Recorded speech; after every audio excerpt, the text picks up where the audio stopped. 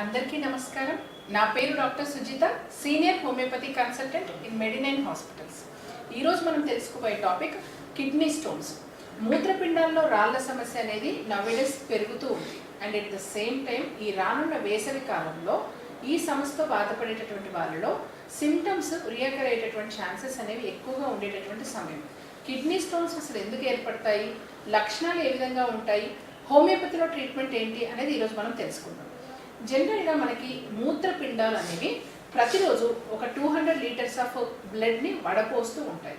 రక్తంలో ఉండేటటువంటి మనకి అవసరం లేనటువంటి పదార్థాలని, ఎక్సెస్గా ఉండేటటువంటి వాటర్ని వడపోసి యూరిన్ రూపంలో ఇవి బయటికి పంపిస్తూ ఉంటాయి.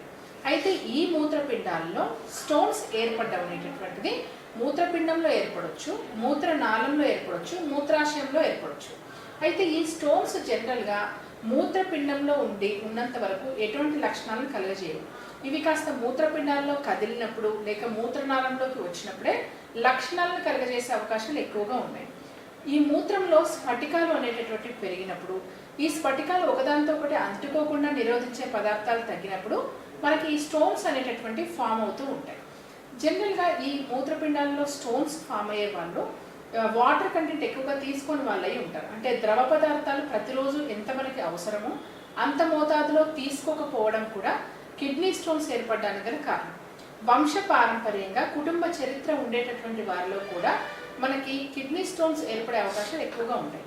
మూత్రనాళ ఇన్ఫెక్షన్స్తో తరచుగా బాధపడేటటువంటి వారిలో కూడా కిడ్నీ స్టోన్స్ ఏర్పడచ్చు. అండ్ కొన్ని రకాలైనటువంటి డిపాజిట్స్ ఎక్కువగా మనకి high calcium, high uric acid levels ఉండేటటువంటి వారిలో కూడా ఎక్కువై కూడా కిడ్నీ స్టోన్స్ అనేవి ఏర్పడుతూ ఉంటాయి.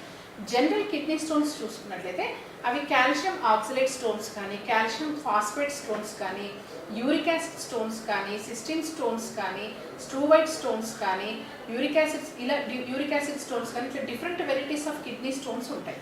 మనకి కాల్షియం స్టోన్స్ చూసుకున్నట్లయితే జనరల్గా కాల్షియం ఆక్సలేట్, కాల్షియం ఫాస్ఫేట్ రూపంలో ఇవి మనకు కనబడుతూ ఉంటాయి. కాల్షియం ఆక్సలేట్ విషయానికి వస్తే, ఆక్సలేట్స్ అనేవి జనరల్గా మనం తీసుకునే ఆహార పదార్థాల్లో, కూరగాయల్లో, పండ్లలో, జనరల్గా నట్స్లో కాస్త ఎక్కువగానే ఉంటాయి.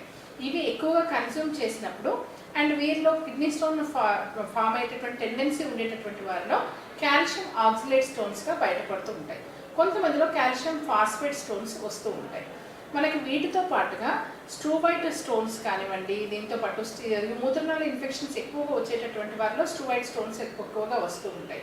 అండ్ యూరిక్ యాసిడ్ స్టోన్స్ విషయానికి వస్తే ఎక్కువగా హై యూరిక్ యాసిడ్ లెవెల్స్ అనేటటువంటి ఉన్నప్పుడు మనకి ఈ యూరిక్ యాసిడ్ డిపాజిట్స్ అనేటటువంటి పెరిగిపోయి ఈ స్ఫటికాలు ఒకదానితో అంటుకుని యూరిక్ యాసిడ్ స్టోన్స్ని కలగజేస్తూ ఉంటాయి. ఇలా డిఫరెంట్ టైప్స్ ఆఫ్ స్టోన్స్ అంటే కాల్షియం ఆక్సలేట్ కానీ, కాల్షియం ఫాస్ఫేట్ కానీ, స్ట్రూవైట్ స్టోన్స్ కానీ, సిస్టిన్ స్టోన్స్ కానీ, యూరిక్ యాసిడ్ స్టోన్స్ కానీ, ఇలా డిఫరెంట్ మన పదార్థాలతో ఈ స్టోన్స్ అనేవి ఏర్పడి ఉంటాయి. అయితే ఈ స్టోన్స్ ఉండేటటువంటి వాళ్ళు జనరల్గా మనకి పాలకూర కానీ, టొమాటోలు కానీ తింటేనే స్టోన్స్ ఏర్పడతాయని అపోహలో ఉంటారు. జనరల్గా ఈ పాలకూర, టొమాటో ఇట్లాంటి వాటిల్లో కాల్షియం ఎక్కువగా ఉంటుంది అండ్ వీటితో పాటు పాలకూరలో ఆక్సలేట్స్ కూడా ఎక్కువగా ఉంటాయి. కాబట్టి స్టోన్ ఫార్మేషన్ టెండెన్సీ ఆల్రెడీ ఉన్నటువంటి వాళ్ళకి ఇలాంటి ఆహార పదార్థాలను తీసుకోవడం వల్ల ఈ స్టోన్స్ రియకర్ అయ్యే ఛాన్సెస్ ఎక్కువగా ఉంటాయి. కానీ ఓన్లీ ఈ ఆహార పదార్థాలు తీసుకోవడం మాత్రమే కారణం అనేటటువంటిది కాదు.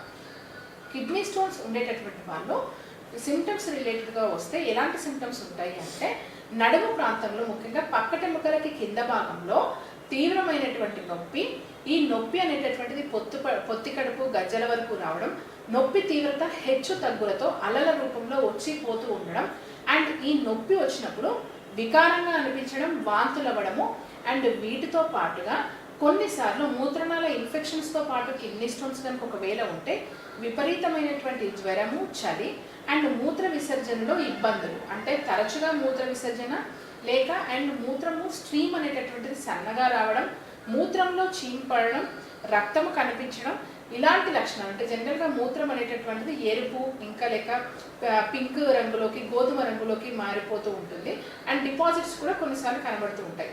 ఇలాంటి సిమ్టమ్స్ కనుక ఉన్నట్లయితే అవి కిడ్నీ స్టోన్స్ కావచ్చు. అయితే ఎప్పుడు మనం డాక్టర్ని సంప్రదించాలి?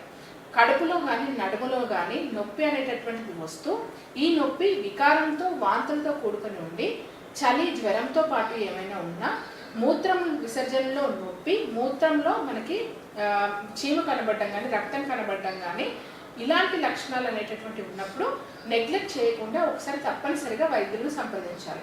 ఎలాంటి ఇన్వెస్టిగేషన్స్ కిడ్నీ స్టోన్స్ ఉండే వాళ్ళలో మనకి రిక్వైర్మెంట్ ఉంటాయి అంటే ultrasonogram of abdomen pelvis, X-ray kidney ureter bladder and uroflowmetry రిపోర్ట్స్తో పాటుగా యూరిక్ యాసిడ్ స్టోన్స్, వీటితో పాటు కాల్షియం స్టోన్స్ ఇట్లాంటివి ఉన్నాయనేటువంటివి ఉన్నప్పుడు మనకి బ్లడ్ రిపోర్ట్స్లో ఒకవేళ వీటి మోతాదు ఎక్కువ ఉందేమో చూసుకోవడానికి మనకి కాల్షియం ఇంకా యూరిక్ యాసిడ్ లెవెల్స్ని కూడా మనము serum calcium, serum uric acid లెవెల్స్ని కూడా మనం చెక్ చేయడం అనేది జరుగుతుంది.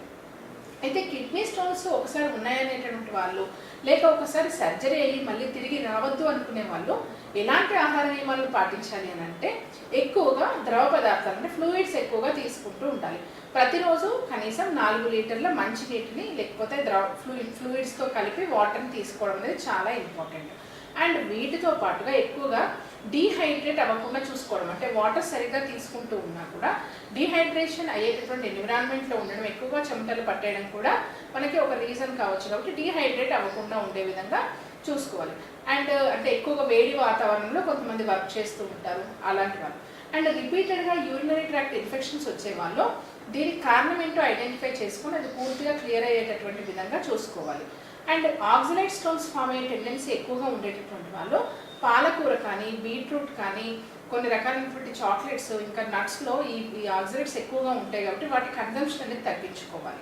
కాల్షియం అనేటటువంటిది మరీ హై కాల్షియం లెవెల్స్లో ఉన్నట్లయితే డైటరీ కాల్షియం రెస్ట్రిక్షన్ చేసుకోవాలి. ఇప్పుడు సిట్రస్ రిలేటెడ్గా ఉండేటటువంటి సిట్రేట్ పదార్థాలకి కాల్షియం రిలేటెడ్ కానీ లేకపోతే ఆక్సిలేట్ రిలేటెడ్ కానీ ఉండే స్టోన్స్ని ఏర్పడేటటువంటి అవకాశం తగ్గించే ఛాన్సెస్ ఉంటుంది. కాబట్టి ఈ సిట్రేట్స్ అనేటటువంటిది ఎక్కువగా ఉండే విధంగా చూసుకోవాలి మనం తీసుకునే ఆహారంలో. అండ్ ఒకవేళ ఇలాంటి లక్షణాలు కనిపించినప్పుడు మాత్రం నెగ్లెక్ట్ చేయకుండా ఒకసారి తప్పనిసరిగా వైద్యులను సంప్రదించాలి. అయితే ప్రతి కిడ్నీ స్టోన్స్కి మనకి సర్జరీ శస్త్రచికిత్స మాత్రమే అవసరమా అంటే అలాంటి రిక్వైర్మెంట్ ఏమీ లేదు. చిన్న పరిమాణంలో స్టోన్స్ అనేటటువంటివి ఉన్నప్పుడు అవి ఎలాంటి శస్త్రచికిత్సలు అవసరం లేకుండానే మనకి యూరిన్ ద్వారా ఫ్లో ద్వారా క్లియర్ అయిపోతూ ఉంటాయి. ఈ చిన్న పరిమాణంలో ఉండేటటువంటి స్టోన్స్ అనేటటువంటివి పూర్తిగా క్లియర్ అవ్వడానికి, మళ్ళీ స్టోన్స్ రిపీటెడ్గా ఫామ్ అవ్వకుండా ఉండడానికి హోమియోపతిలో మంచి మెడిసిన్స్ అనేటటువంటివి అందుబాటులో ఉన్నాయి. స్టోన్స్ మరీ పెద్ద పరిమాణంలో ఉండి అబ్స్ట్రక్టెడ్గా ఉంటే మాత్రమే మనకి సర్జరీస్ అనేవి రిక్వైర్మెంట్లో ఉంటాయి.